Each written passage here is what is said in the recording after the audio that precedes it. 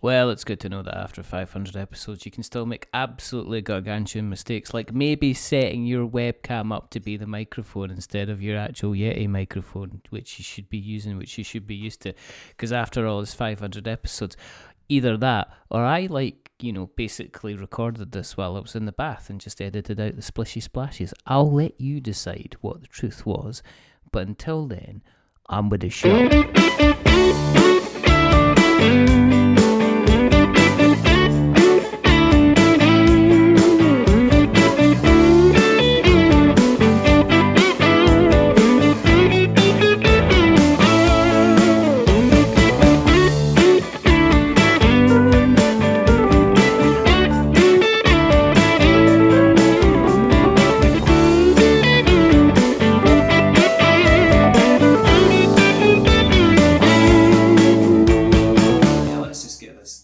Jump in straight away, get this done and dusted, home run, not muck around for it. I am not one to perambulate about the bush. I'm not one to, procrastinate. Let's just dive in here and just get started. Let's not hold back. Let's not take a jump. If you could have been on time, that would have been nice. Shut up. What do you mean if we're going to be on time? What's that mean to me, Ferry? It's just rude to be late. It is. It's also very rude. It's kind of getting woken up when you've had a nice wee nap. Yeah. A nice wee nap. Getting woken up. Welcome to We're Not Wizards. My name's Richard. My name's Luke.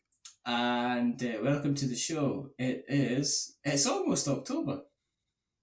Do you know what that means? Is it not October yet? No. It's like another 5 days. Do you know what tomorrow is? Hell day for me. Why? Because the car's in for its 5-year service and MOT. And the service and MOT itself, they're saying it's about the guts of like 300 quid because they're gonna change all the bits of the car. And I'm like saying, why aren't you just changing it for a bloody new car if you're charging me that? There you go. Is it getting triggers broomed basically? Exactly. We should we'll explain triggers broom after. We're old enough to know what triggers broom is. If you're not old enough, then it's past your bedtime. We've got a lot of it's past your bedtime. We've got a lot of American listeners who'll be like, triggers broom. What's that? Is that off Little House on the Prairie? Yeah, something like that. Something similar. It was off Big Bang Theory. No, you just didn't hear it. You just didn't get the joke like the most. It's like Schrodinger's cat. Triggers broom. Actually, if I really tried to think metaphysically, it might even be a little bit like Schrodinger's cat. I was going to say it was actually possibly like the ship of Theseus, if you want to get really metaphorical, metaphysical, and all things kind of thing. Anyway, so the car's in tomorrow, and they're like, "We'll give you a call about 12, right?"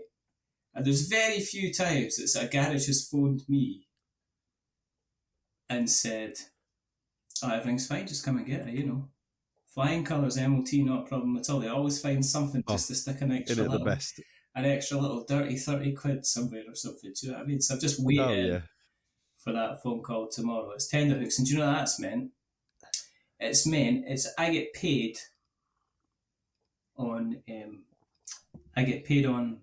on Saturday, which means for the last week I've had to put everything on hold, shopping, everything, because I'm having to keep the money aside. Even though you think I've kept a ridiculous amount of money aside, far more than the money that we thought we could spend, just in case you turn around and go, nah, you just need, you've got lucky end.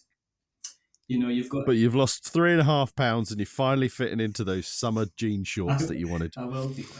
But there you go. Yeah. Are you well though? Are you good? I'm not too bad. Well, I've had a chest infection for a week or so, and I just can't shake the cough at the moment. But fear not, people. I'm a professional, and I shall mute myself at all times. Not at all times. That would be fucking stupid. Oh, we're going for the non-family friendly version. Seeing as it's almost. Like I don't think I'm ever family friendly, am I? I think I've already. It's not my raison d'etre. Tick the box. Say, do you know what I mean? Is this one you can listen in the car with the kids? Isn't it one of those things that you can? I think it's on YouTube. You can tick the box. people won't swear until they get like 10 minutes in, because YouTube only checks for swear words in the first like 5 or 6 minutes or something like that, and then it gets to 11 minutes and they're like, oh shit, man. I don't think I've ever dropped a C-bomb in here yet, but I've always, or if I have, I've kind of edited. Oh, wow. Except for obviously that. No boundaries needed to be made, but I shall stretch those boundaries. We'll stretch those boundaries and we'll go into fully explicit, or we could do what I'll keep calling them Pokebum Wank Calendar. That's Polyhedron Collider. They bleep. They bleep their stuff. I'm not much of a C-bomb dropper anyway. See, never have been. I'm Scottish, so it's like part of the territory. You almost can't stop yourself. I saw like a beautiful post on social media saying, I'm an American visiting Scotland, and I'm in Edinburgh. And basically, the amount of people that are dropping C-bombs left, right, and centre. But in Scotland. Yeah. In Scotland, it seems to be same as Australia. It cuts across so many kind of linguistic boundaries, and it's almost a case that I don't understand what it means. It's like, well, okay, so in Scotland, you're one of two categories. You're either a good or a bad. Oh, there you go. You've done it now. Yeah, I mean, if you hadn't done it before, you have now. And you did it twice in one sentence.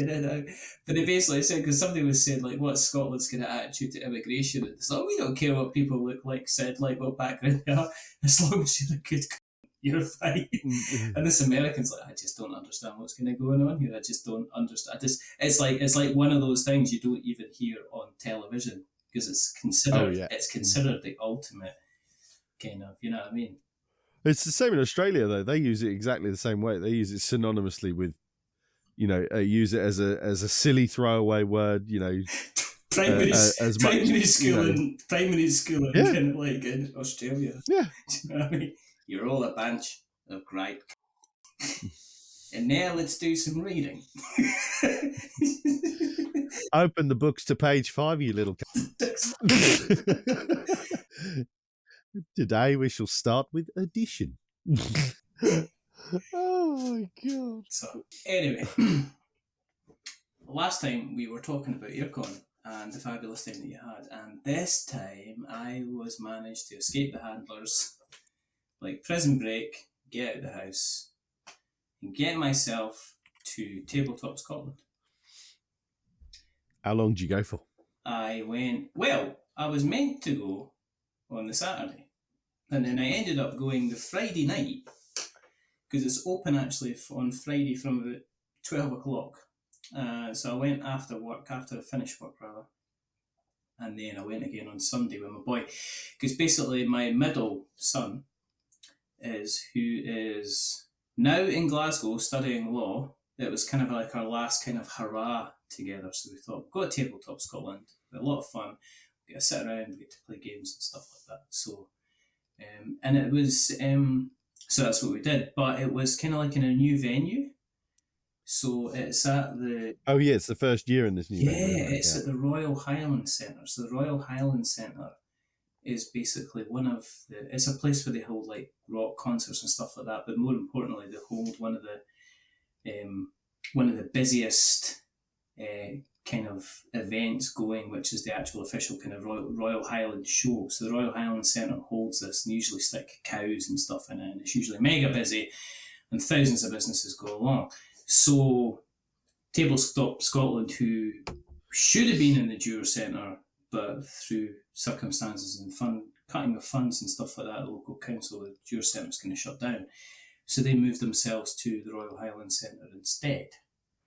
And so I went on the Friday, and I met a couple of friends, and then I went again on the Sunday, and I went with my boy, and I met a couple of guys from... Did Friday, Saturday and Sunday? I went Friday and Sunday, sorry. I didn't go Saturday. Oh, right. Do you remember when you were 11 and you're at high school, and you're going into high school, and so your mum buys you your clothes for your first year of high school, expecting you to kind of go through the growth spurt. So everything is a slight big... So you get kind of like your big winter jacket, and your big winter jacket's maybe about two sizes kind of too big, because you're aware that you'll probably grow. You look like you're wearing a sleeping bag. You look like you borrowed like your parents' clothes, basically.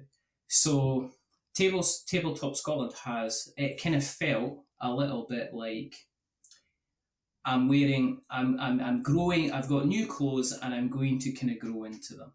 The venue, the Right. heart of the venue is kind of still there, so it's still got like. There was talks. They had panels back this year on a couple of different kind of various subjects, tabletop roleplay, game related, character related, dealing with designer stuff. Quite a few of them. They had the Bring and Buy Centre, and they also had like tons and tons of player tables. So it's like kind of aircon on steroids. The size of the hall is just huge. You know how aircon is kind of like the hall is big, but it's kind of long and thin, like most of the halls, yeah. So imagine kind of like almost like it looks like an aircraft hangar. So it's that kind of size internally. It's huge, which means you get a really, really high roof. So you don't get this kind of it's very, very hot and uncomfortable. It always manages to stay kind of perfectly cool. So it had to bring and buy stuff. There was quite a few people kind of exhibiting. They had a huge Lorcana stand. They had Modifius were there, which was interesting. So I saw somebody demoing Mass Effect. I saw somebody demoing the Mass Effect game. There was friends of the show, Hachette Games were there. Lovely. So Adam was there kind of demoing kind of various games. And then there was all the kind of the mixture between the smaller kind of publishers and the kind of the larger publishers as well. So on the Friday, I decided at last minute I'm gonna kind of meet up. Now, there's a fundamental difference to me in how this is going from, and I think Dave Wright, who was on when Dave and Gemma were on the show a couple of months ago before the show, they said it was kind of like when they were running at the Dewar Centre. It was almost like probably what Mark does at the Harrogate Centre is that he gets handed over the keys and then he organises kind of everything. Whereas in the Royal Highlands Centre, they've got kind of specific kind of, it's an event. So they've got event staff, they've got event security staff, they've got event setup staff and stuff like that. So it kind of, you kind of get that, and you kind of, it means that there was kind of like extra work to do in terms of making the event staff kind of understand what the assignment was, how they had to kind of set up. So you get to kind of get your normal kind of teething problems. It's a huge space. It's massive, and it was kind of like you never ever again. You normally never feel with Tabletop Scotland like you're kind of hemmed in. You never feel like, I've heard some not horror stories, but in my mind horror stories about UK Games Expo quite literally being impossible to navigate around on certain days. It really kind of it gets kind of a bit kind of the height of the Saturday. It's pretty bloody relentless. Yeah, I couldn't. Yeah, I kind of couldn't do that. So positives, it was a lovely open space. There seemed to be tons of space for the exhibitors. A lot of the exhibitors I spoke to seemed to be having a kind of like a decent time, and it seems to be split into kind of like people that go along to play games, and that's all they're doing, and maybe pick up a few extra games, and other people that are going along to discover it. So Mantic were there, and they were demoing the new Worms game, and I don't know if you've... No, my friend's got it, but I haven't had a chance to play it yet. I need to get it to the table. It looks really, really good fun. I do have to wonder about one thing, because looking at them playing it, it seemed to include all kind of the randomness of like the direction of the wind and stuff like that, and it's a 3D game as opposed to a 2D game. But I do have to ask the question why they didn't make a dexterity game out of Worms, because it just seems absolutely... Yeah, you could say a missed opportunity there, yeah. But I suppose a dexterity game is niche. Yeah. Very niche. It's a good way to, a lot of people would be like, "No, I don't do dexterity games, mate. Do you like? Not my thing, mate." Do you do dexterity games? Yeah, I play a dexterity game. What? As long as it's, depends what sort of dexterity game. But yeah, I'm not against the idea, I've definitely played some. One of the few dexterity games I've ever played is with you. Mega City Oceania. Oh, yes. That was a lovely big... That was a good fun game, That though. was a good, fun, glorious looking, kind of lovely game that we had. I had a lot of fun with. It was a huge amount of plastic. It was. That's huge literally all that game is. It's a huge It's amount of plastic or acrylic or whatever it is. All right, okay. It's still a huge amount. It was huge with kind of capital letters, basically. Yeah. So that was kind of pretty. That was kind of pretty cool. The only thing that kind of the only negative I'll have over the whole event was that because it's an event and it's an event in this event setting, there's certain stipulations that you had to follow in terms of like the food and stuff like that. So they had kind of like the normal kind of food trucks that you would have at any kind of the guys that kind of like they must be contracted to provide food whenever there's an event on, and it was a little bit disappointing in terms of choice, in terms of quality, and especially on price. I think the big difference between kind of like the Jura Centre and with it being based in Perth City Centre was that if you wanted lunch and you didn't like what was on offer, you could disappear off into the town and you could get yourself whatever you wanted. You go and nip into the local sandwich shop, you get something yourself kind of sort. You can't do that from where you're at the Royal Highland. No, it's right next to Edinburgh Airport. It's literally walking distance of Edinburgh Airport, which means you're kind of so you've got the double-edged sword. You've got the double-edged sword of there's not really anywhere you can go if you do need something local, unless you fancy going to a local petrol station. And so you're kind of like a captive audience. And secondly, for dietary requirement stuff, because they were contractually obliged to use these catering people, who honestly, to be perfectly honest, seemed like they didn't give a fuck about people. They probably didn't. The prices were a bit pricey, more pricey than expected. Like a burger was like about £10 odd for a burger. Yeah. And it would have been a shit burger. It wasn't a good burger. The food wasn't great. I mean, the food just wasn't. It just wasn't up to scratch. Especially as it was. It's a nerve-inducing thing for me with somebody who's got celiacs and kind of like a dairy intolerance. Is that one of the things if you're spending a full day somewhere, you want to kind of like you want to have that bit sorted. You don't have to like spend 6 hours somewhere and go, well, I need to have something to eat. So like it was kind of like that. It was the smallest kind of sour bit, and kind of otherwise what was a kind of a really, really kind of exciting time for the event, because it's like from now on, I mean, they're there for I think 3 years or something like that. I think that's what the contract's for, and then afterwards we'll see whether they kind of stay there or whether they look at somewhere else. But if they look at somewhere else, it's just a question of, well, where do you go? It seems kind of ideal for where they are now. And it also allows, I think them being based kind of near the Edinburgh Airport, allowed a lot of companies just to fly up, appear, and then kind of disappear. So, how far is it from you to get to there? 20 minutes. Oh. It's literally over the bridge. It's like I joined the motorway around the corner from my house, jump on it. The only thing was bridge. Just looking up flights to Edinburgh then. Yeah, you should, yeah. Get you a place to crash and everything like that. We could do that. So what did you play? Right, because this is the important thing. Well, I played Disney Lorcana. Me and James on the Sunday played Disney Lorcana together, which is surprisingly still very, very good fun, even though they're making kind of slight changes to stuff.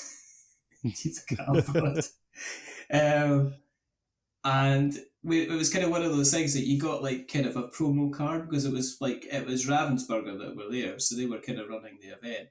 And also, if you like, while you're playing the game, if you got so many things, like if you managed to like play an area card or something, like a location card, you got a tick in a box. If you managed to if you managed to create so much ink in a round, you got like a tick. And once you had 3 ticks, you got like a shiny badge. And I didn't make it, but James did make it. So I then begged James to get the shiny badge because it's like it's like their year anniversary or something since like kind of Lorcana. So we played Lorcana, which was really, really good fun. Then we dashed over and saw Adam at Hachette and played a quick game of the giant Stomp the Plank.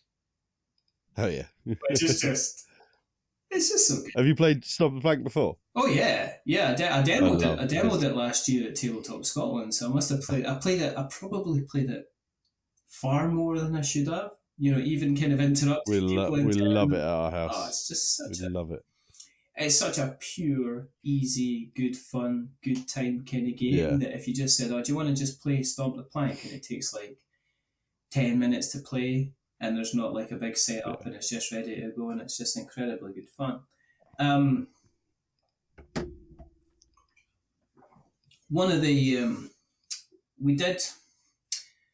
I don't know if it's the hotness. Is it the current hotness? I hate that term. But played Looot. Gigamix kind of latest. It's not. It's almost like it's so I played that. I've played that quite a few times now, but the first time I played it was on Friday night at Tabletop Scotland, and it was good fun. What would you like to know about Looot? Because I'm very aware that I might as well just be recording a solo podcast at the moment because I'm not getting. To be honest, tell me everything about it, because it's one that Flavian has. I think at the last UK Games Expo, I'll always make sure I go and see him, and I said to him, "Oh, what's the hot one to take away this year?" Yeah. And the year before it was Acropolis, and that was a great recommendation. Yeah. And I meant to go pick up Looot, and I just kind of never got round to picking it up. And it does kind of look nice. But every time I look at it, I'm like, I'm not really sure what it is.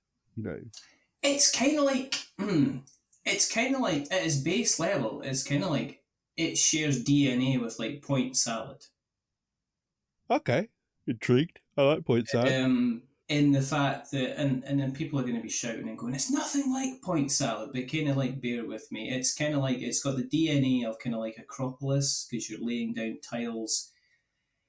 It's laying down tiles within like a hexagonal kind of grid system. So basically you build an island of hexagonal tiles, depending on the number of players that you have. You add that number of tiles, you have a point where everybody starts, you have a bonus area where people kind of get additional bonuses. And then at the kind of the disembarkment place, you put down some additional score tiles, which are like longboat tiles. But every player gets their own kind of square map, their own square area, full of these hexagonal tiles. They're given 3 kind of scoring tiles, and they're based on kind of like, they're called like construction bonuses.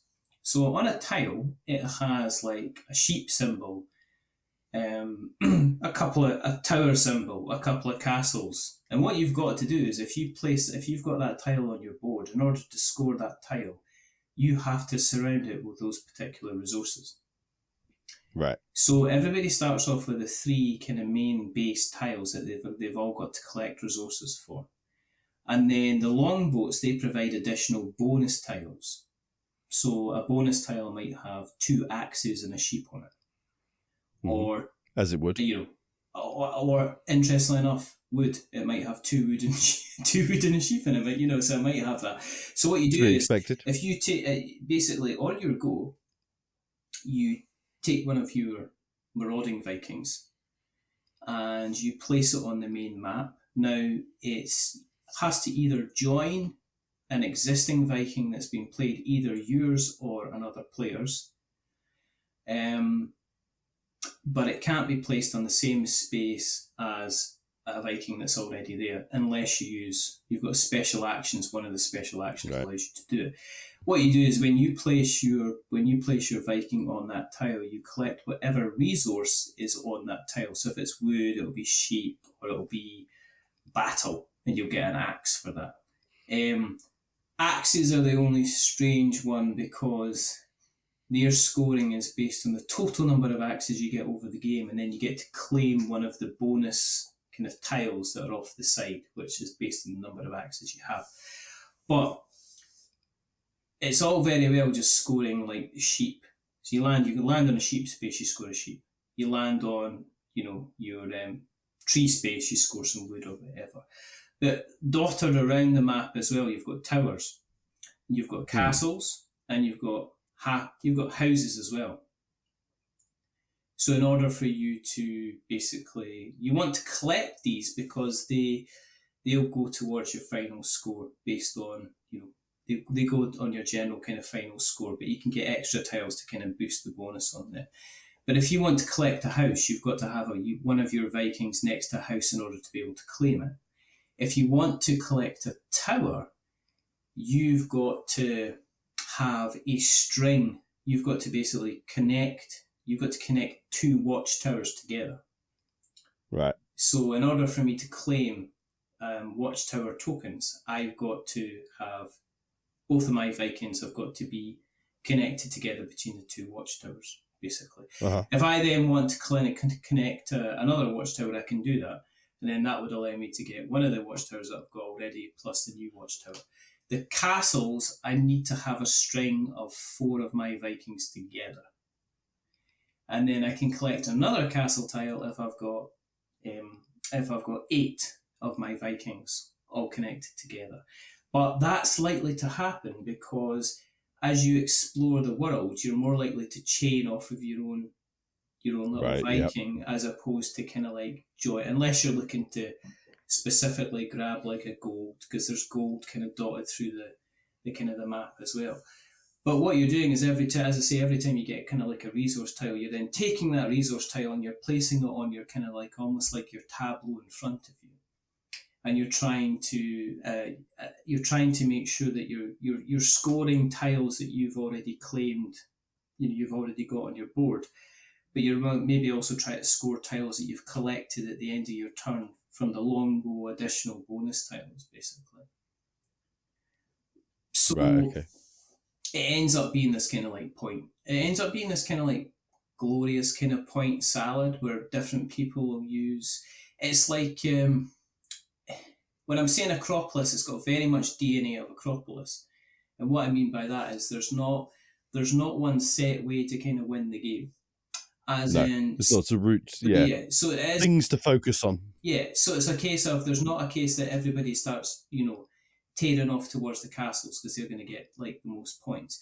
You do have to get castles in order to score some of the bigger points for some of the stuff, but you can concentrate on. I've heard of games where people what they did is they got the longbow bonus tokens, they filled them up, and that allowed them to get. They got like when you fill a longbow bonus token, you turn it over, and that tells you what additional points you get at the end. So that somebody had managed to get like an extra 5 points for every sheep that they placed. So by the end of the game, they had literally littered their entire board with sheep, and they ended up running away by getting like 60 or 70 points on their sheep, or they got the gold, or they got the wood.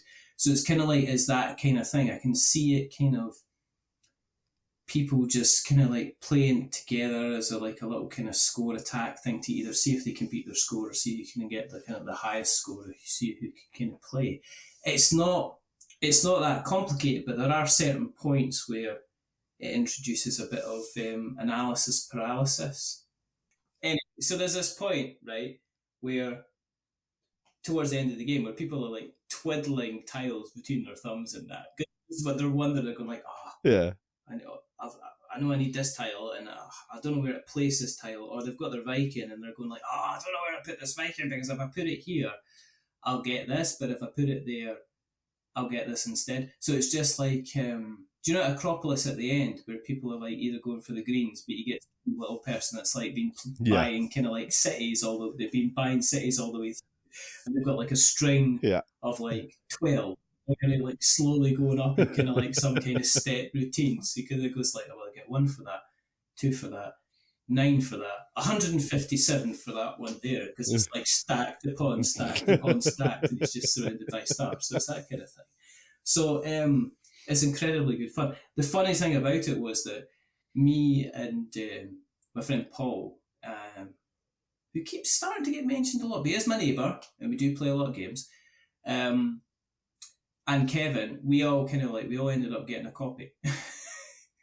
So we're just like planning the next time we go to the games club, we're just going to have a loot night where we just like have three games kind of like at a time, and it's actually really, really inexpensive as well. So it's like yeah, it is really inexpensive. You can pick up for like 20 quid. If you look at our sponsor, our sponsor by proxy. Board game prices? No, I was going to say Mox In The Hole, because we've got to mention Mox In The Hole. Mox In The Hole, yeah. Mox In The Hole, I've currently got Loot. I've got something arriving from Mox In The Hole tomorrow. Okay, I'm going to cut on that. I'm going to jump into that in a second. But Loot, they're selling Loot for 20 quid, so that's £20. Mox I nearly bought it when I bought this other thing the other day. I met Jamie as well from Mox In The Hole as well. He's a delightful lad. He's just like, you know what I mean? I think it was Jamie. I've spoken to Jamie via email. Yeah, it was just Jamie. Like, you know, he was like, how you doing? It's like, and it was like that awkward thing where you're going like, we mentioned you in the podcast, and he's like, oh, and then he goes, oh yeah. So he was like, we had a good chat. He obviously decided to go around because he's got the shop. He's able to go around like a couple of places, and he's able to go around a couple of places to just pick up stuff. See, he obviously, because Hachette had games for sale, because they've obviously got a couple of retail guys kind of around them, so they've got games for sale. So what they do is, as the games sell, they kind of give more to the retailers. So I noticed that Mox In The Hole kind of, I think, picked up quite a few games in the sale. Well, it was a Hachette game that I bought from Mox In The Hole. I bought Castle Combo from Mox In The Hole. I want to hear kind of what you think about that when you have you played it? That. I've been playing it on BGA, but I've not. Oh, I should play it on BGA. We should play it together on BGA. Yes, we should. But I've not been playing it. I think there's games that you casually just, as I've alluded to before, there's some games I just like click buttons, just like saying let's see what's happened, and then you kind of go from the unconscious incompetence to the conscious competence kind of thing, and I'm still kind of that way. I drop into it and I drop out to it. There's kind of like the main flow of 4 that I play all the time. So I spoke to Jamie at Mox In The Hole. He was doing, he was doing quite well. They had a lot of stuff on sale, all the card stuff. They were doing like Flesh and Blood, and they were doing Disney Lorcana, and they had like lots of the Pokemon stuff, and just like pleasant chat. So gonna catch up with him at some point and potentially mention to him about jumping on the show for a quick chat, because it's been a while since I've spoken to kind of like an actual retailer. I think it might have actually been Settlers, the last people, and that was years ago. I mean, that was potentially kind of pre-COVID. I'm trying to remember why I even emailed him. It's when they were selling off the stuff they had for Mantic. And they were selling it for just dirt cheap, same as some of they did with Star Wars Legion at one point. Yeah, and I think they had one of the like army boxes or one of the starter sets for one of the Mantic things, and I think it was they had the description for one of the starter boxes, but the picture for the other one. All right. So I was like, can you go and look in your thing and tell me, does it look like this? Is it this colour mainly, or is it this colour mainly? And he went and did it. And he went, yeah, that's the right one. It's the one you're after. Put the order through. And I was like, good man. Thank you very much. That's what I like. Also, yes, I met them. Met Mark McKinnon of Wreck and Ruin. The Mantic stand was busy all weekend. Like there was people kind of constantly kind of playing Worms all the way through. There was a few. It was kind of weird because I think this was the first year. Do they have Halo as well? Were they demoing Halo? They did, yes. Was it Flashpoint? So they had that, but again, that was always kind of constantly busy. So I'm hoping. I'm looking forward to that arriving. I've got that coming. Ooh, lovely. I'm going to be interested to see how it's based. It's based on Dead Zone, and I'm a big fan of Dead Zone. Okay. Uses the same DNA that they've added. They've added some bits in to Halo a fight, like body shields and personal armor and stuff like that. But the crux of it is Dead Zone. Well, that's gonna. I will look forward to your report. In November, I should give you that report. That'll be a report. I believe they said it's coming in November. It'll be landing. Yeah. But what I was going to say is, I didn't normally on this kind of thing. I usually go around a few publishers and kind of chat to them about kind of the show and potential guests and stuff like that. And as you're probably aware, that we've not had as many guests on because we just haven't, because it's time. It's always time. And, you don't want to turn into some kind of industrial machine. But it was also another side, is I didn't want to be spending the entire event, the entire Sunday, going around stalls, talking to people when James was with me. I wanted to sit down and we wanted to play some. You can enjoy yourself, play some games together and not feel like it was kind of like constantly trying to schmooze. I also I spoke to Damien Senior about Heroes of the Shire, which is a game that's kind of been fulfilled from Kickstarter, and he gave me a kind of an interesting kind of insight into things, because they had lots of copies of the game, and you could tell that when I spoke to him that I think the whole "I've got an Instagram account, can you give me some free games" is becoming kind of like one of these things. I mean, I'm an influencer. No, like influencer. I'm the cold. But yeah.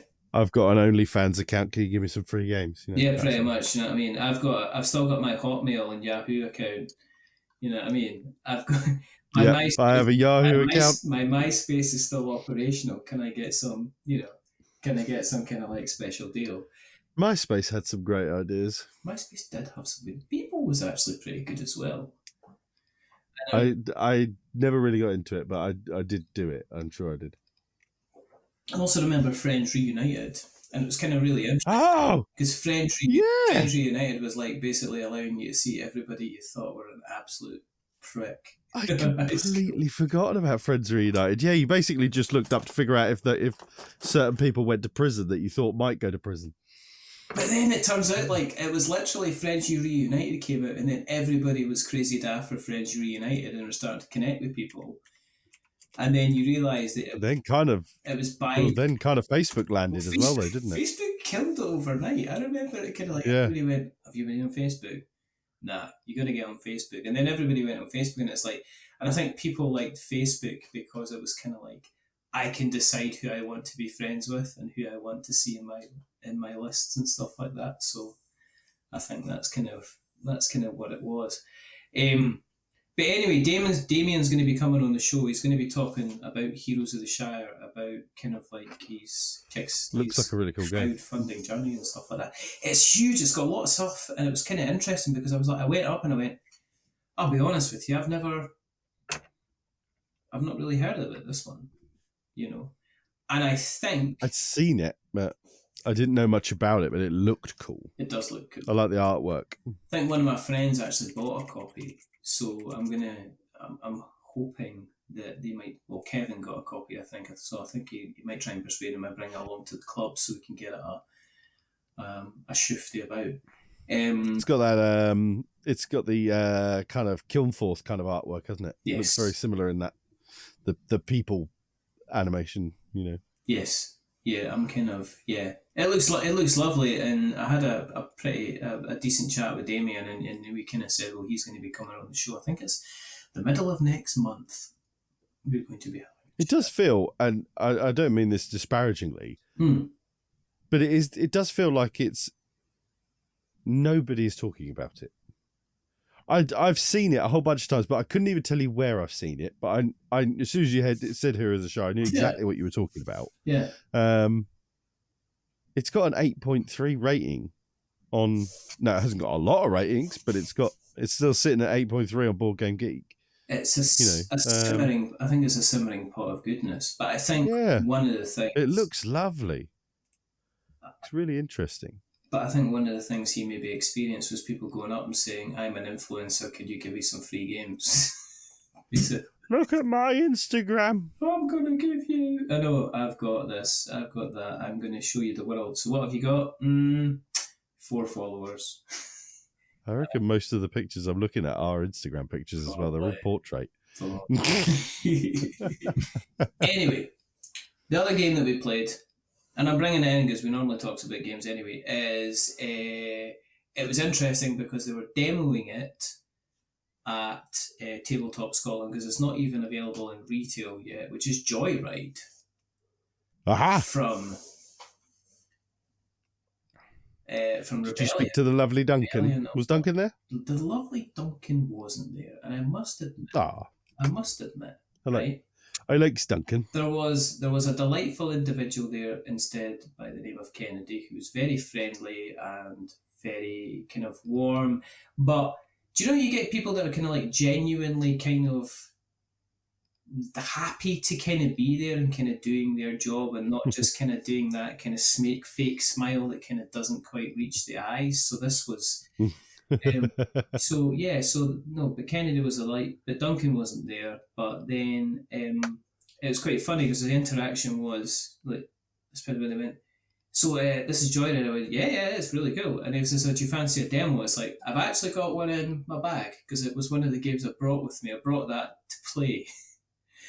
So it was actually sitting in my bag, and I went, "I'm actually just going to play it just now." And so I played it with, it was me and James and Ian and Jamie from the Giant Brain. So we played it. Nice. Ask me questions. So yeah, I mean, Joyride was a really interesting game. Like I said, I really like Rebellion Unplugged. I like a lot of their properties. I was always a big I've always been a massive Judge Dredd fan. I love Judge Dredd so much. I don't think Joyride's not set in the Judge Dredd world, is it? No, it's not. It's just a kind of adjacent. But it has, apocalypse.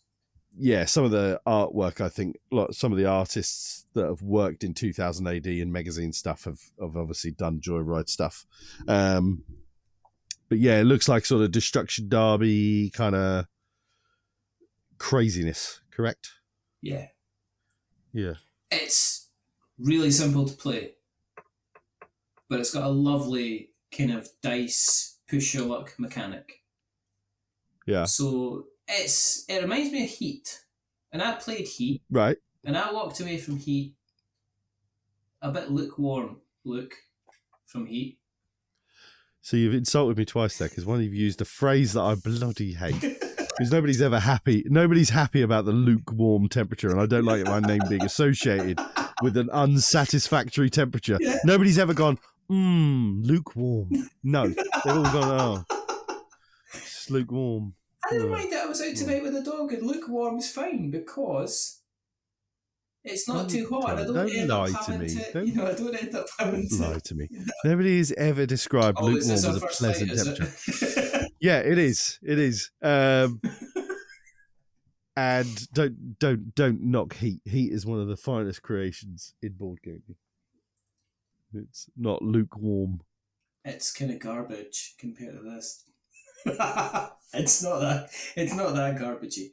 It's like it's a different thing. Yeah, it is a different. It is a different thing altogether. I mean, it shares the kind of the mechanics. Like most racing games, moving up and down the gears kind of gives you more dice. But then you've got a place where it's really funny because you roll your dice at the beginning of the entire game to decide who's going to go first. But then you keep those dice, and the dice go onto like a wing mirror on your player board, and then you can decide. And everybody starts in second gear. And then you can decide when it's your turn if you're going to lock down one of those dice, and they only got up to 3, So you can lock down one of your dice, and that means, okay, I'm definitely going to be using that dice, and I have to move with that dice. I steer first, then move. If I'm in second gear, I can steer again when I do my second dice. But my second dice that's not locked, I've got to roll that. So it introduces this kind of uncertainty straight away. So you can say, right, I've locked down my 3. You could lock down both dice if you want and say, right, I'm just going to move 5. But you can only steer once then, because you've locked down both dice, because it's the combined movement. Second gear allows you to steer twice. Every other gear only allows you to steer once. So you get more dice as you go up the gears, but then you get less chances to steer. So it's almost like you've got to kind of like commit. So you can end up... Do you have like guns and stuff? Yes. Yeah. There's certain checkpoints through the game which you set up. Now the game's again, it's on this beautiful kind of hexagonal board. And it's clever how it works, because the cars take up 2 spaces, don't they, of the hex? Yes. Yeah. So if they turn basically, they follow, rather than going to the hex straight ahead, you go the left one or the right one. But you've also got the ability to do, like, you've got special moves. You can do like a handbrake turn, or you can affect the dice, or you can jump up gears. Now you can jump down gears 2 gears at a time. So if you decide to race along, you decide you want to jump down gears, then you can do that. But you got to take 1 point of damage, and you take 1 point of damage whenever you take damage at all. You take a little flame and you put it in one of the places where either dice can go or the weapons that you pick up can go. So you're effectively, you don't die in the game either. So there's no elimination. You end up getting stuck to the point where you've basically removed the chance to go into gear 3, 4, or 5. So you can only stick in kind of like second and first gear. You can still turn and stuff like that, but you just can't go as fast, or you've lost all your weapons, or you've lost the ability to like kind of lose all your dice. You've become a shambling wreck rattling around the track. Yeah. It's just so, but it's kind of like, do you know, you went into this lovely discussion previously about kind of role-playing games and building, you know, and basically kind of like what can happen in the games and stuff like that. The most wonderful thing about Joyride is it brings out these kind of emergent kind of situations, cinematic moments, where basically like somebody misjudges a corner, or they go too far, or they don't go far enough, and somebody crosses a line and they pick up a weapon and they manage to pick up, and it's random weapons, so you don't get to choose a weapon. You get like a mine, or you'll get like a missile, or you'll get like an oil slick, and you'll have this kind of like this mine, you just place it on the road. Now it could be the situation where somebody gets in front of you, because you've misjudged your dice roll, and then you manage to cross like one of the 2 or 3 checkpoints that you set up, and you collect a weapon that's a missile, and then you just fire that missile at that person, you damage them, and then they've got no choice to kind of go down the gear. But it's just like all the slapstick, because when you can bash into other cars, you're almost encouraged to bash into other cars, because you don't do the elimination damage. It's not like you spin off and things like that. So there's these lovely points where you end up, somebody's like going in front of you, you end up hitting them at the side, but you end up pushing them so they end up facing the wrong way. So they can got a choice. They can drop down into reverse and start reversing around the track, so they can then correct themselves. Or they can keep going the kind of the long way. But it's one of the, I don't know, it's one of these games where Heat for me is about, obviously it's about winning. It's about the most efficient way of, you know, taking your goals, using your heat, heat, you know, maximizing your corners, maximizing where you are in the straights. And it is about, you know, it's very competitive. When you win, you throw it in everybody's face, which is wonderful. The wonderful thing about Joyride is it is what it says on the tin, is that I think everybody kind of walked away from the game not really caring where they came in, but all having such a kind of a lovely time.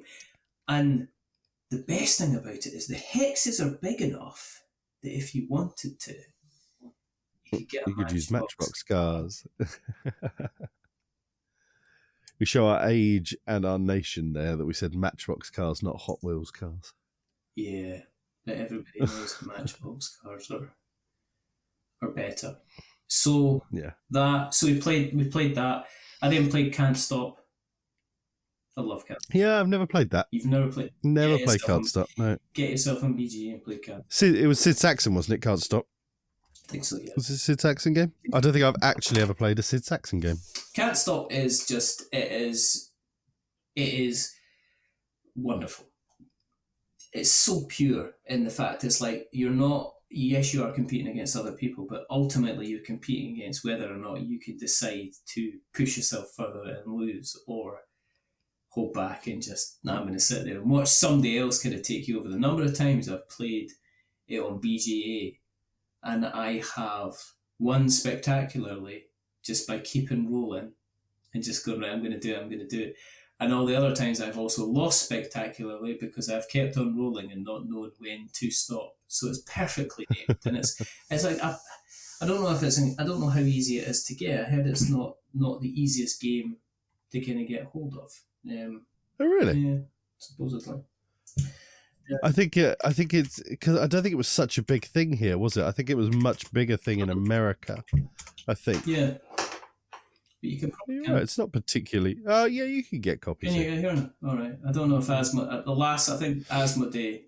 I know that Ian had. Oh, you're right. There are a lot of copies. Yeah, you're right. It's not just everywhere. It's just No. I think it's one of those things How that weird. got printing and then they've not done it. So I think Asmodee. It's one of those things that's also been produced by God knows how many different companies. You know. Yeah. It's probably one of these games that gets like counterfeited as well, but. Yeah.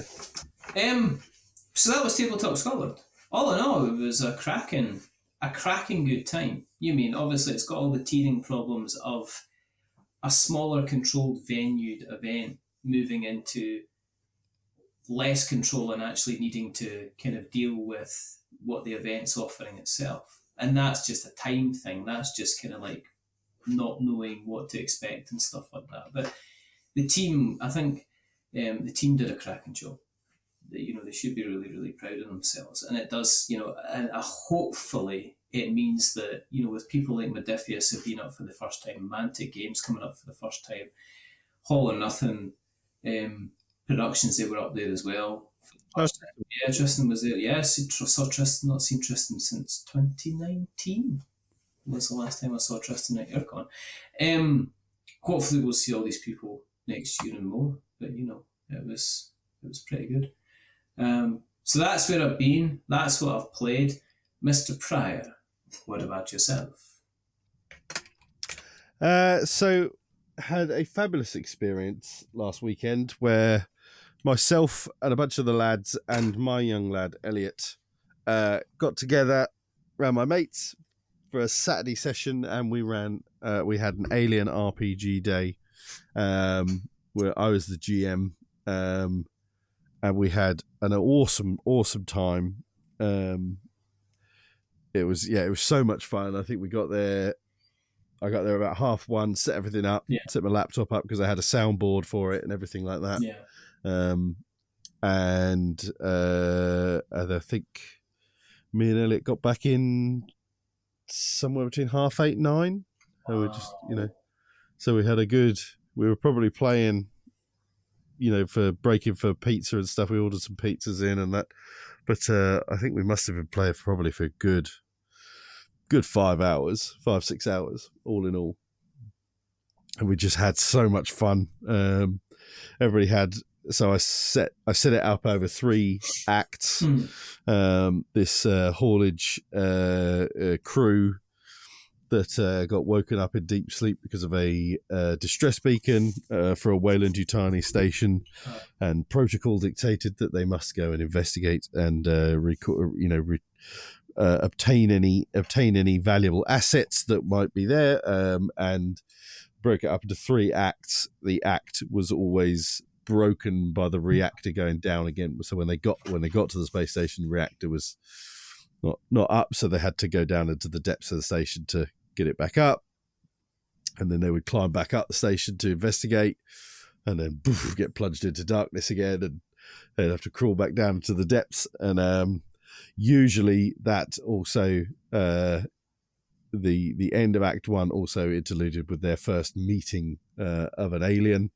I made it on the ship so that they had the station. There was a different type of alien. So I made they ended up being called bat cats or cat bats. I forget what it was, because I said it was a gene splicing research station, and they'd spliced bats and earth-born felines together. So they're this kind of weird feline-esque thing, hairless, but it had like really large ears, and so it's like kind of bat-like and stuff. But they were, so every now and then the motion detectors, they would scan for motion, and I'd be like, you just saw something. I was basically trying to trick them into thinking they were face huggers, but they weren't face huggers. So it was, that worked out really well. Everybody had a hidden agenda. My son, who played, one of the cool things in Alien RPG is that you have the role of the kid. So you can play that kind of newt character and stuff like that. So like I say, they were like just a kind of band of we'll do whatever we need to do. So the ship, their ship, the USCS Thanos, which had some aspect of foreshadowing, because I was like, I'm going to try and kill half of you by the end of this. It was a ship that was kind of geared up to do whatever it needed to do reasonably well. It could do a bit of mining, it could do haulage, blah, blah, blah, and stuff like that. So at this point, they were hauling helium-3. And so they'd left LV-135. My mate Steve was a captain. He had his trusty engineer mate, his unpredictable pilot, Blaze, who was played by my mate Summers. The roughneck engineer was my mate Paul, and then the new kind of science astro physicist guy, who was played by our mate Ian. Now, the engineer had he'd taken the kid under his wing, and he was teaching him all the tricks of the trade. He was also worried about his criminal past, because he'd inadvertently killed somebody in a bar fight. Well, he was never too sure if he had killed somebody in a bar fight, but a bar fight got out of hand, and he was very worried he had killed somebody. Yeah. And it was the first time he ever got on the on the USCS Thanos, and kind of got out to space to try and get away from any heat. And he spent 3 years looking over his shoulder. Steve was the kind of captain who was just like, I want to make sure he was a jaded former Marine, or was he from Space Academy? I forget where and he just kind of wanted to get the job done, get it done well, play by the rules kind of thing. Oh, and they also had on board a simulant called Derek. Oh, right, okay. It was a Wayland Yutani third generation simulant. The kid, Elliot, he was an orphan that got picked up on LV-135, got taken. The captain kind of liked the cut of his jib, took him under. Like I said, the roughneck engineer took him under his wing. He was also actually the son of the person the engineer killed, and he had engineered his way to get onto this ship to take vengeance for his father. Wow. The astrophysicist scientist was like, I want to get some samples, I want to make my name. And the pilot also, he was a disgraced Space Academy pilot, and he wanted to kind of get in with the Wayland Yutani and kind of try and climb the ranks. So he wanted to bit of glory, and so they had a few interactions with the xenomorphs on the ship eventually, and there was lots of Derek against them. Derek would every now and then they'd be doing something, and they'd be like, and Steve would say like, Derek, because I was obviously playing Derek, he was an NPC. He'd be like, Derek, can you do so and so? And I'd be like, Derek's not in the room. you don't know where Derek's gone. And Derek would, they'd go into security and try and find Derek on the CCTV and stuff like that. Derek was being really shady, but Derek wasn't really being particularly shady. He was just covering protocol. He was just, if he got a load of data, he would download it, and then he'd make his way back to the ship to upload it, blah, blah, blah, just collecting samples and just doing, but everybody was just constantly like, what's he bloody up to? Derek saved their ass a couple of times because they had a flamethrower. They tried to give it to Jack, the kid, briefly, and I was just like, if you could pass a strength test, you can carry the flamethrower. And he failed the strength test dismally. Yeah. So they didn't let Derek. So then they ended up giving it to Derek, and then they thought Derek was against them because he just buggered off. And then the first time they met these Batcats, as they get, they were absolutely surrounded by them. And then just as they'd had like a couple of fights with a couple of little ones, Derek suddenly just comes in from behind with this flamethrower, just torches the whole bloody lot of them. So then,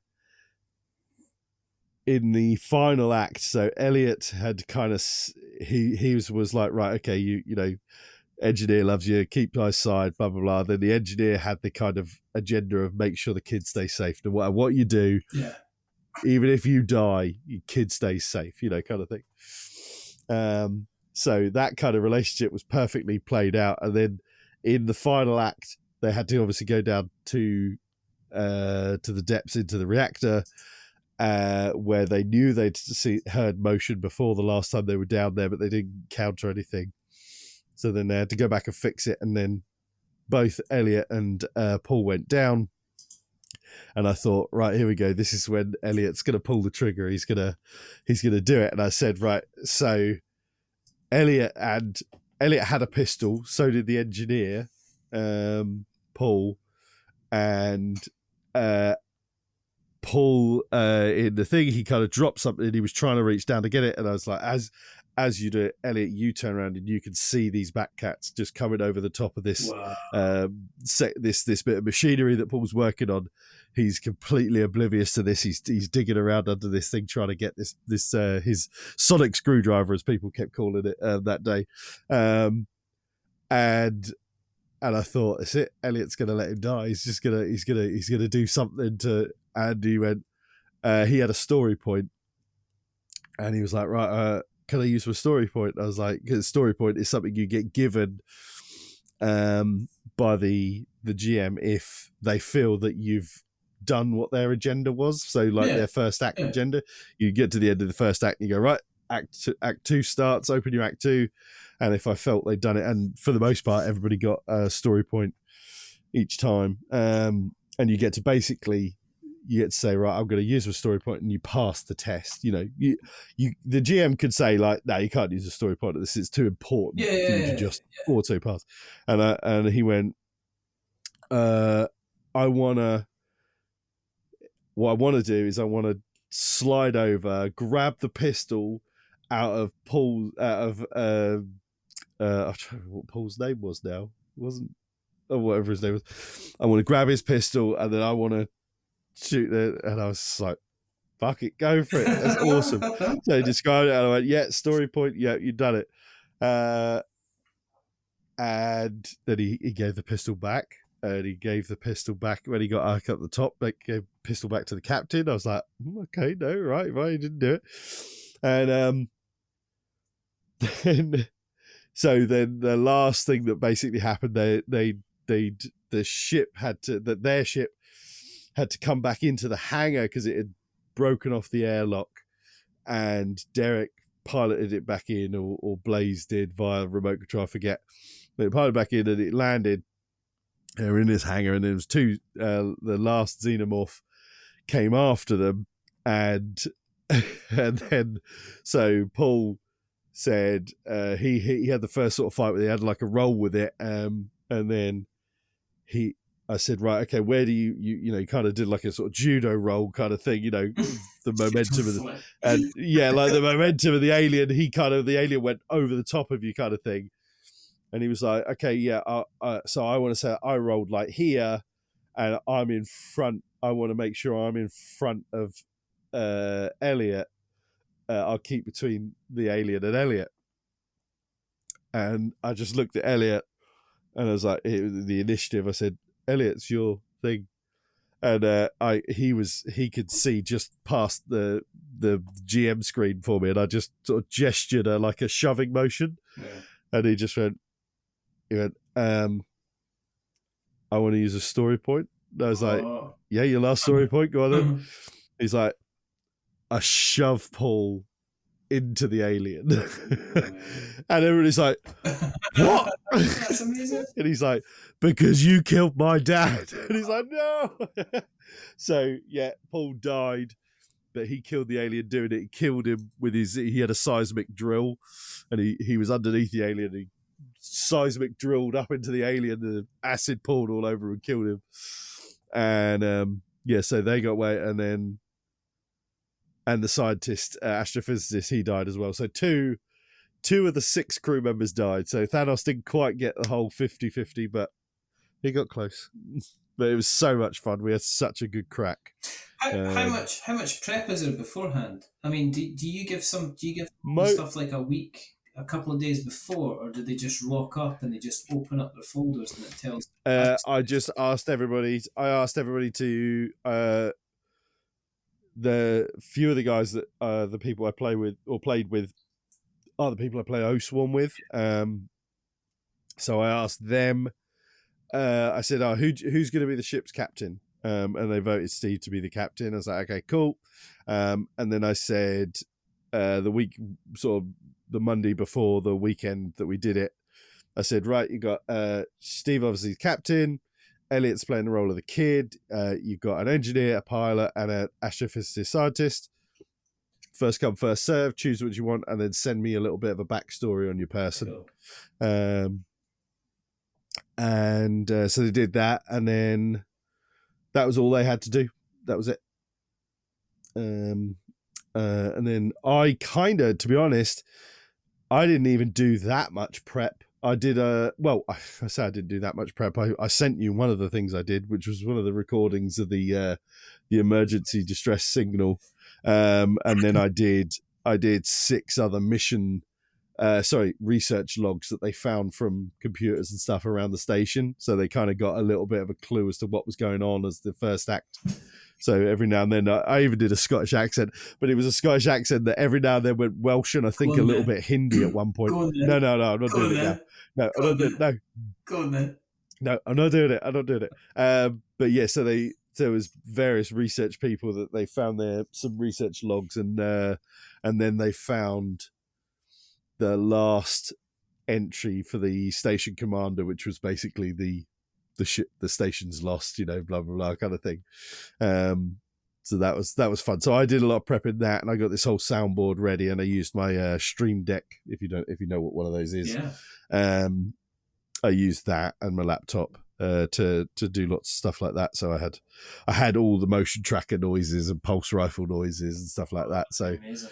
That was great fun. So they would go like, oh, I'm gonna sweep with the motion tracker. So I just put the no sound, the tick tick tick, or I'd be like,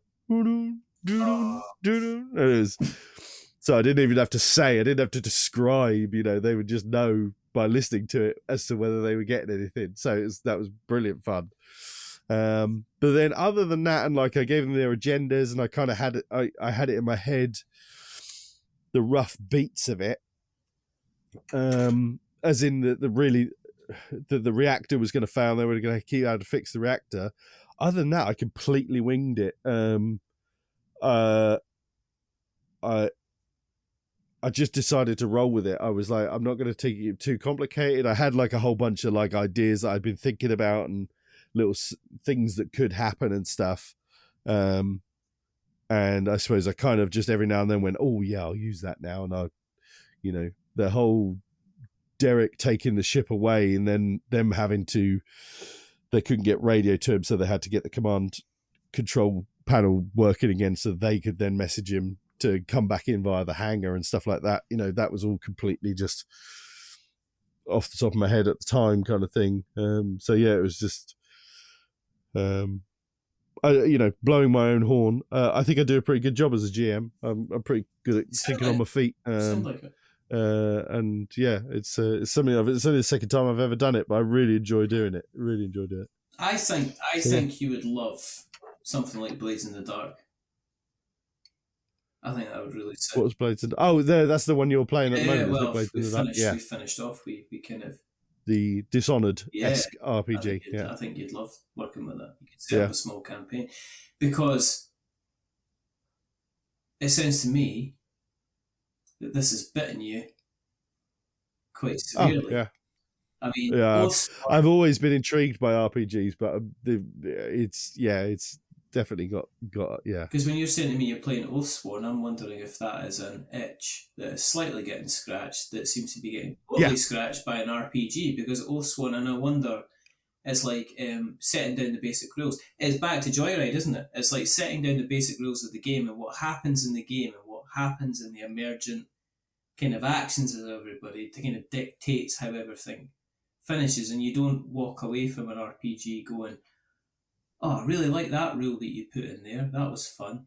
They don't talk about that. They talk about the fact that, do you remember that when you thought everything was clear and then you started up the motion tracker and there was a again, and it's not like based around the rules, it's based around how everybody kind of interacts. That must have been amazing at the point where Elliot pushed Paul into the alien.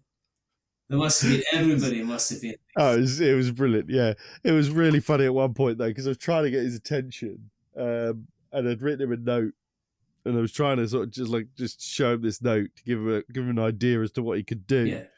And I started tapping him on his foot, and he just goes, "He's tapping me on my foot." I was like, sorry, and I just quickly went, "Oh bloody hell, sorry, buddy, I didn't realise, I didn't mean to. I was just, just." And every now and then he'd look at the guys and he'd go, "He's touched the Steam Deck." I'd put my hand next to the Steam Deck to get ready to press something. He'd go, "He's got his hand next to the Steam Deck. Something's going to happen." This is when you're like, I'm going to need a bigger screen. I'm going to need to play this. Yeah.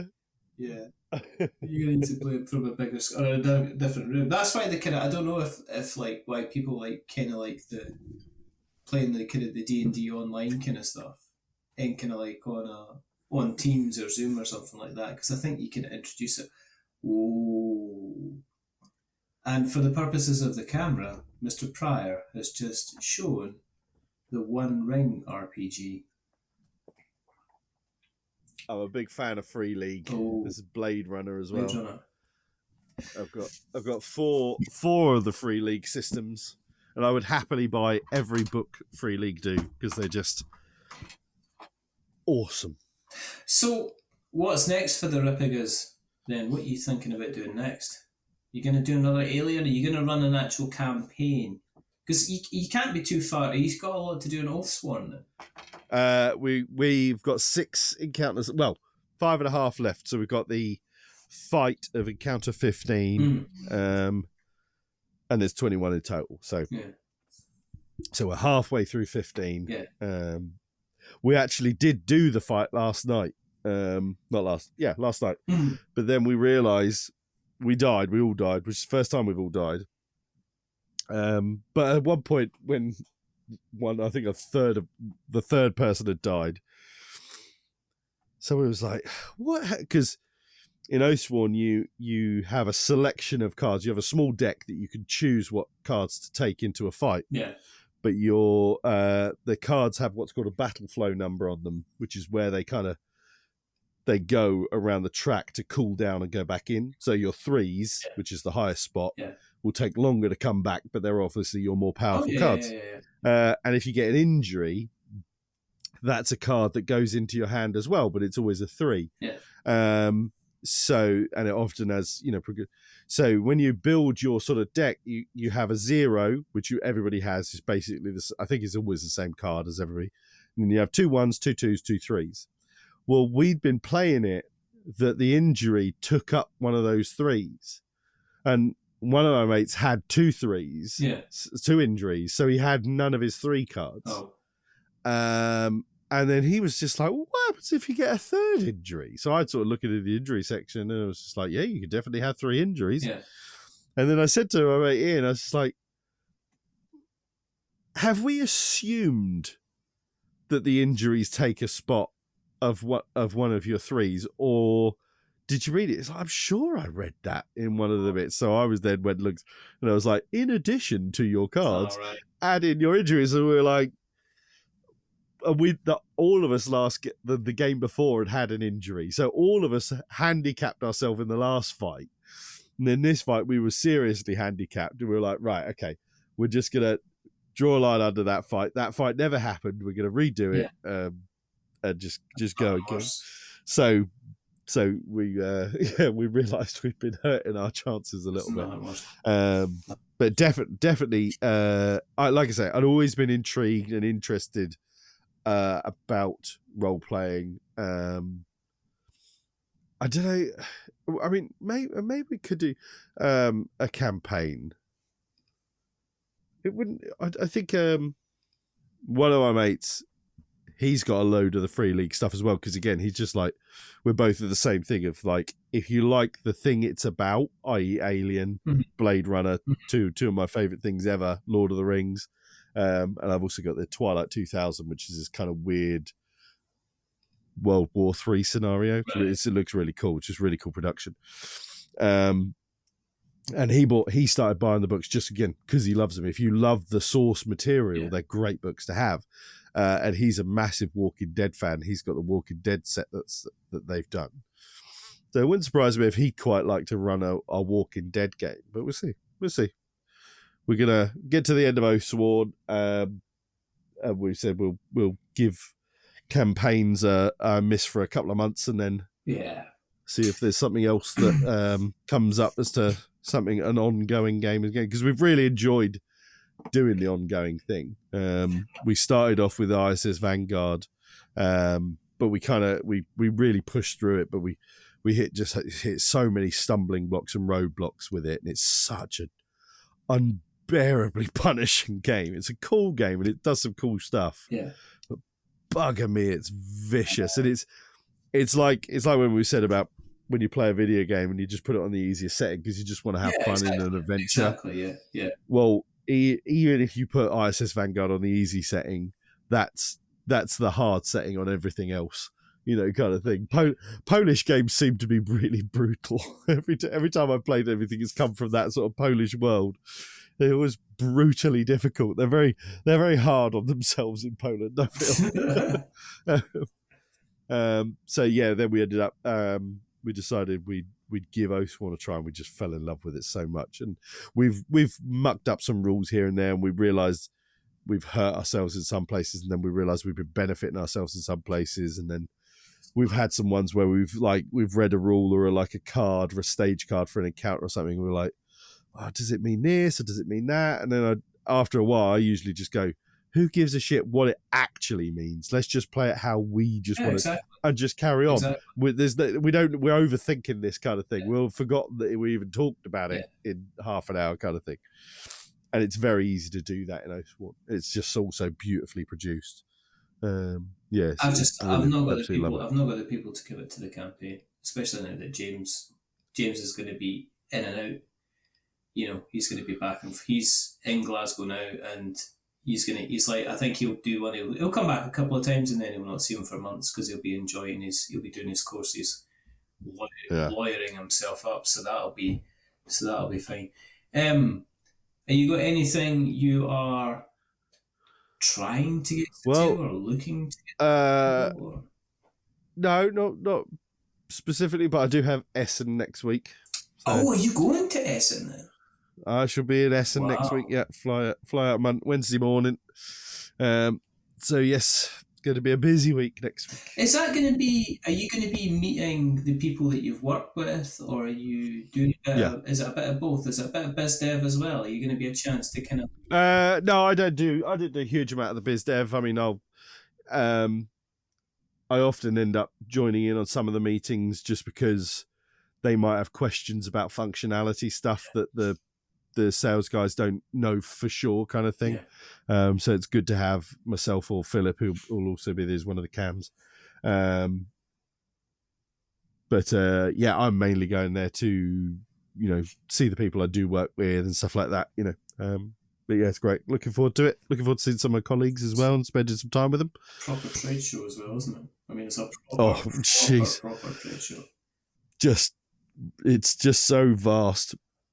The best way I explained it the first year I went was because it's hard to describe somebody just how big it is. It's hard to get your mind around it.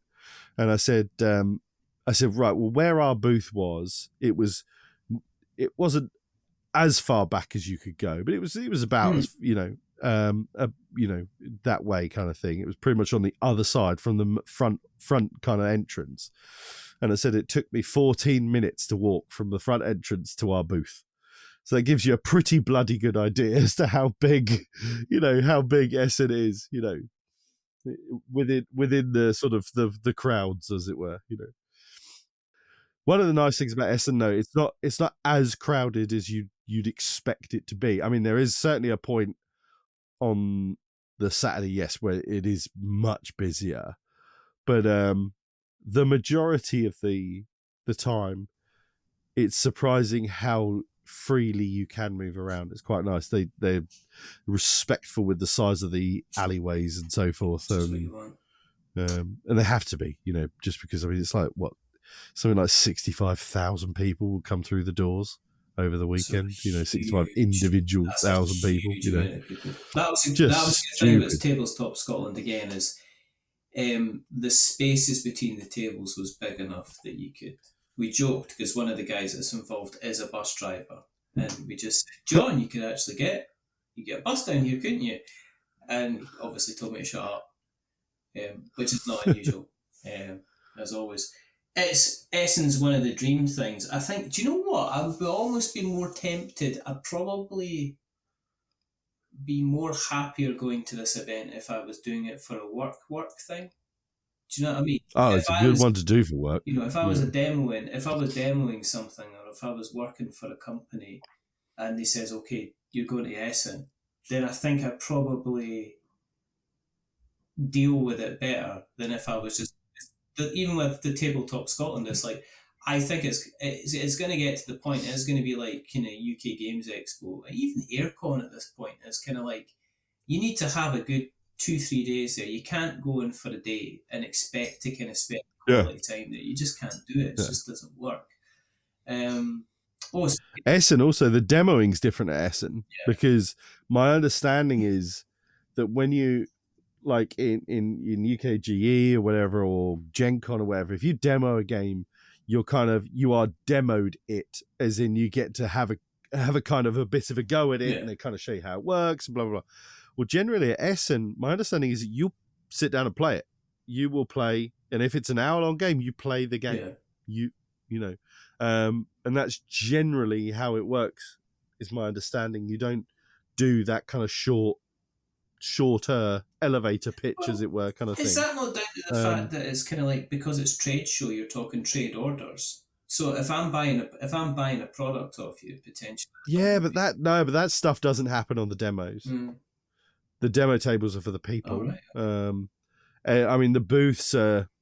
That's another thing, that the booths are so different at Essen than they are at UK Games Expo. UK Games Expo, they're all front and center. It's some tables in front, some demo tables, etc., etc. And then stock in one way or another. A lot of Essen ones will be like demo table here, maybe some stock element of it, and then there'll be like enclosed sections, because that's the meeting rooms and the office rooms, to have all the the kind of, there's lots of stuff that goes on behind curtains at Essen. I went to I remember going to the toy fair at the NEC years ago.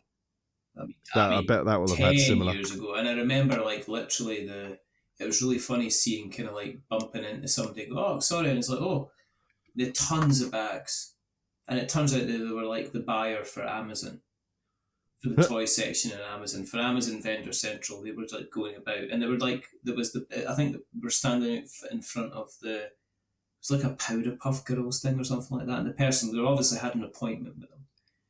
I was just getting waved in, but this person looked like they'd been shopping up the high street with a number of bags. They were obviously just getting like sample after sample after sample, which was kind of like a kind of a strange thing to do. As for me, well, there's a few things kind of kicking about the castle. I'm just going to turn my mic around slightly so I can look at it and talk at the same time. Tuscany. I've played Viticulture, and I know I've played it with bits of Tuscany, but that's because when Tuscany was like a module thing and blah blah blah. So I'm not sure in my head what Tuscany is, and if even in my head if Tuscany is the same thing as what Tuscany is in your head, because of the weird process that Viticulture has been through in its existence. It's like Star Wars Special Edition. Yeah. Depending on what year kind of tells you what version you're kind of getting. Yeah. And Tuscany's very much. I'm kind of Tuscany. I guess to use a food analogy, Tuscany is the crackers and cheese next to the bottle of wine. It's the cheese platter, basically. It's you can stick this stuff on, but you can take it away. It's not going to be. There's one thing that's probably extremely game changing in it, which is the wake up board, which is a complete change to the main mechanic, because they've tried to balance it a bit better, and they've tried to balance it. The wake up board basically has one column on the normal Viticulture where it says, right, if you're first, you get nothing. But if you're last, you can get like the Grandee worker. You get an extra grind of worker every round. So they're I just can't think which one I've played. They're kind of changing this now. So you've got worker placement spots on all 4 seasons. You can place workers now, but now also the actual wake up chart itself. If you start position number 5, you get awarded in spring. You get something in spring. Yeah, this is how I play it. You get something in spring, something in summer, something in autumn, something in winter. So basically, one of the bugbears that people had about Viticulture, I think, in terms of balancing, which I was like neither here nor there, that if you ended up being kind of like 5th place in the wake up thing, you got one reward and that was it. And then you were literally fighting everybody to have spaces, which made it kind of like really difficult to get anything done. So try to balance that. The Viticulture you just described beforehand, yes, that's the Viticulture I've always played. Right. And then you've got the additional workers, which you can get 2, they say you can train kind of like 2 additional workers, or get 2 workers that have additional powers. That allows certain things to do, like chefs can kick people off spaces, and others give you kind of like money, and others allow you to kind of like ship stuff and grow more stuff. And it's just like it's adding this kind of little bit of extra that you maybe either think you needed or you didn't need. It's like, did I need the additional extended scene in Bespin with how the Millennium Falcon flies around Cloud City? And it's like, well, maybe I did. It does add a little bit of flavour. Is it going to fundamentally change the film? No, it doesn't really, but it's a nice little extra. One of the more interesting ones is the structures, because you get to actually build additional structures over and above your normal ones, which can provide like extra income or provide extra functionality. So all in all, I think it's kind of like, this is the extended extra special edition for people who've been playing Viticulture and maybe want to add a little bit of extra to it. That's what kind of is. So I'm going to put some pencil words together. I've been mucking about with Wizards and Co. I've got words for. Nice. Yeah. I've got, again, I don't want to say yes or no. What else have we got? Forges of Ravenshire arrive, which is I have no idea. It's just fulfilled. It's never even heard of it. BA Games it is. It's lovely looking. Production values out this world. And I've also got Sankore from Osprey Games, which is kind of like the follow-up to Merv. Oh, yeah. If I show you the box, you'll get instantly like... No, I know. Yeah, I know the box. Yeah, I know what I mean. That boy there. Yeah. It's it's an I love what Osprey do. I think they're a massively underrated company. I think they deserve more eyes and ears and stuff like that. Yeah, so do I. I just think the stuff is like impeccable to do, but they've got it right. I think it's this weird thing with Osprey where like so like their games are very much respected. Yes. But nobody kind of thinks of them and goes, oh yeah, so like Undaunted from Osprey. Nobody thinks about Osprey having produced Undaunted. They it always just feels like Osprey is not attached to these brilliant designs, and it seems to be a weird sort of mindset thing, and I never really understand I don't know why nobody talks about Osprey in that way. Is it maybe not the publishing kind of mindset as well? I mean, they don't shout about themselves. They don't shout about themselves actually. Yeah, probably. To. I mean, they're not like they're not like say Frank West, who you spoke to recently. Or games, like he's a Plaid Hat. You had Colby Dowk had his podcast, and everybody knew who Plaid Hat was. It's and I suppose that's a good point. I have no idea who Osprey is. No. Pulling the levers and turning the dials and twisting the knobs, and I don't think they care either. I think they would rather have like Trevor Benjamin. But there's so much bigger. There's so much bigger than just their games. I mean, Osprey's a huge publishing house. Or something like that. I think they're all. It's probably a subsidiary of one of the big publishing houses. Part of Bloomsbury. But I mean, in itself, it is like with like historical books and stuff like that. They're a huge, huge publishing house. They've got their entire kind of war game kind of set behind it as well. They've got like, was it Frostgrave and Stargrave? Frostgrave, Stargrave, Oathmark, Silver Bayonet, all the Blue Book series, Silver Bayonet, all the Blue Book series which have turned into bigger books. Like Gasland's got a bigger version, and but their Blue Book series is epically good. Like Zona Alpha, Cobblestones and Kobolds and Cobblestones is a great game. Like, so good. So they've got Dragon Rampant, Xenos Rampant, and there's the historical version, and they're basically, so Xenos Rampant is essentially a kind of 40k-esque style game.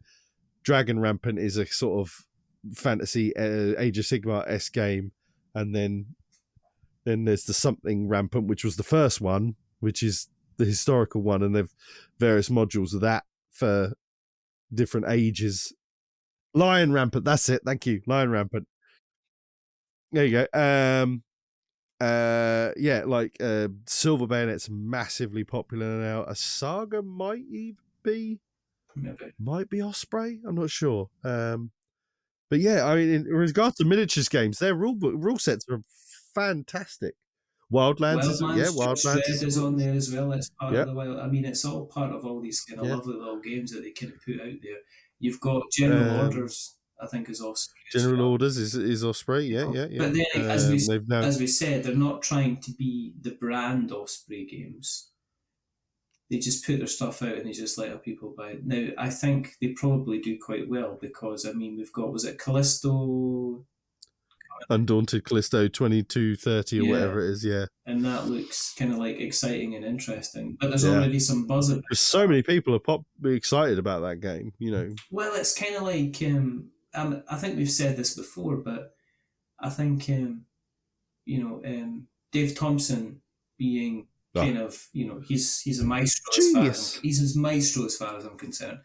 But it's to say, well, he's been shackled down by what he can do by doing world war games. What's going to happen when he's just allowed to let loose and do sci-fi stuff instead? And that's what's going to happen with Callisto. So we'll see, and it'll be interesting.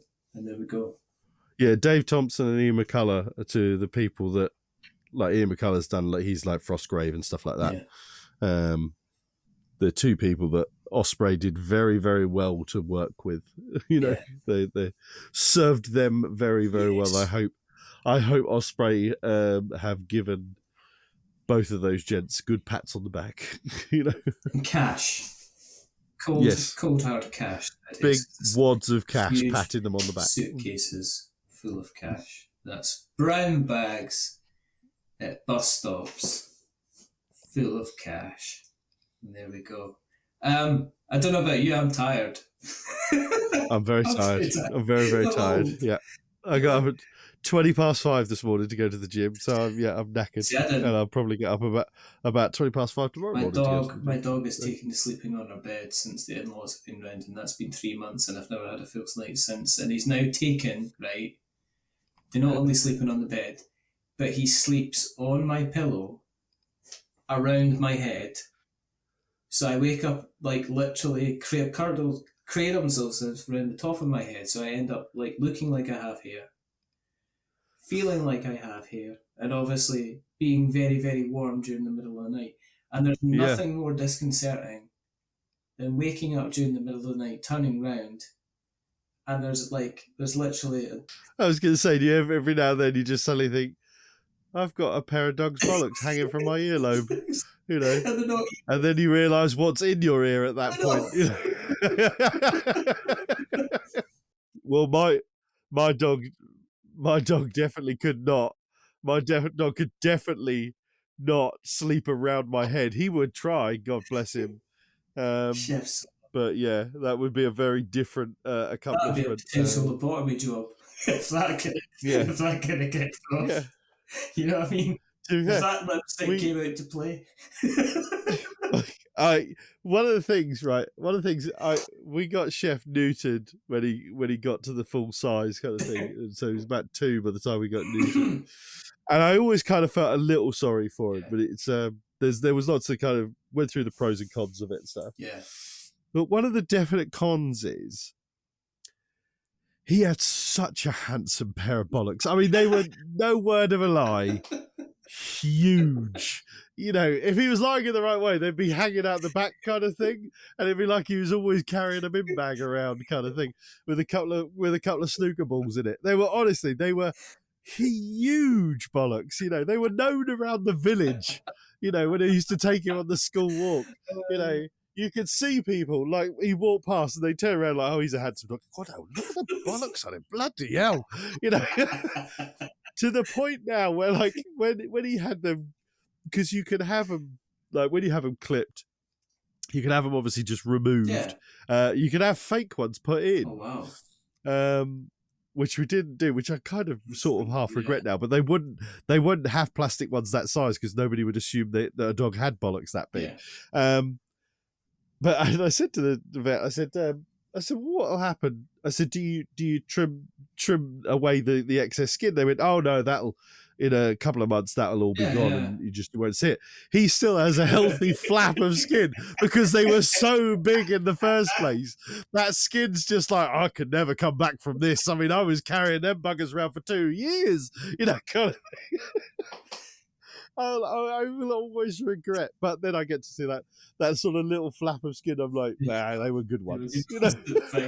It's like when you see one of those like kind of people that have the gastric band thing, and then they have to go for it is. That's what his arse looks like. Yeah. He looks like he's got excess skin. Yeah.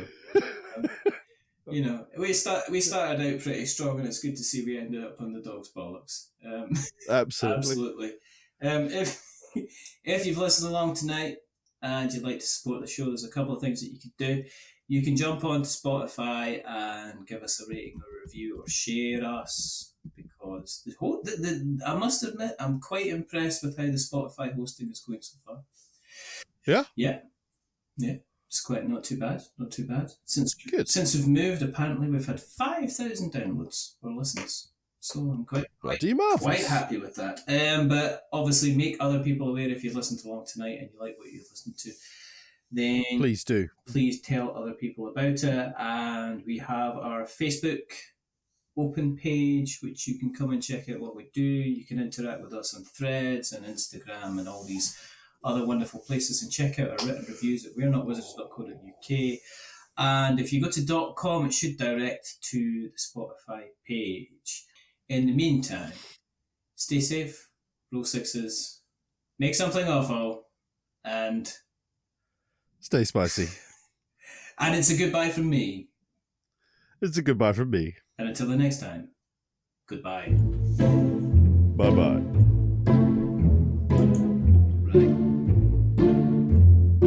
A wizard is never late.